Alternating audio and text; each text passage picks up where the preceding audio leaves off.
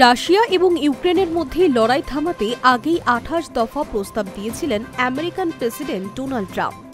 যদিও সেই প্রস্তাব মানতে রাজি ছিলেন না ইউক্রেনের প্রেসিডেন্ট ভলোদিমির জেলেনস্কি। তবে এবার এই যুদ্ধ থামাতে নতুন করে খসড়া প্রস্তাব দিল আমেরিকা। নতুন এই প্রস্তাবকে স্বাগত জানিয়েছেন ইউক্রেনের প্রেসিডেন্ট। মঙ্গলবার ইউক্রেনের প্রেসিডেন্ট জানিয়েছে যে রাশিয়ার সঙ্গে যুদ্ধ শেষ করার জন্য সংশোধিত মার্কিন পরিকল্পনার নীতিগুলি বড় এবং দীর্ঘস্থায়ী চুক্তির দিকে পরিচালিত করতে পারে।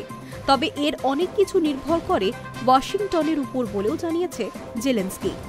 এর আগে রাশিয়া এবং ইউক্রেনের মধ্যে চলা প্রায় ৪ বছরের লড়াই থামাতে বেশ কিছু প্রস্তাব দিয়েছিল আমেরিকা। তবে তাতে কি বলা হয়েছিল তা সরকারিভাবে আমেরিকার তরফে জানানো হয়নি। যদিও ওই খসড়া চুক্তি প্রস্তাবে ইউক্রেনের একটি অংশকে রাশিয়ার হাতে তুলে দেওয়ার জন্য বলা হয় বলে জানা গিয়েছে।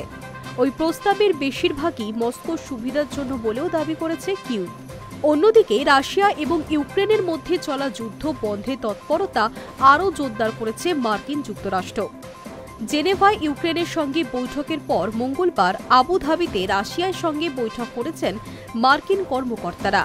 এই বৈঠকের লক্ষ্য যুদ্ধ বন্ধ করতে মার্কিন প্রেসিডেন্ট ডোনাল্ড ট্রাম্পের পরিকল্পনায় মস্কো এবং কিয়েভকে রাজি করানো।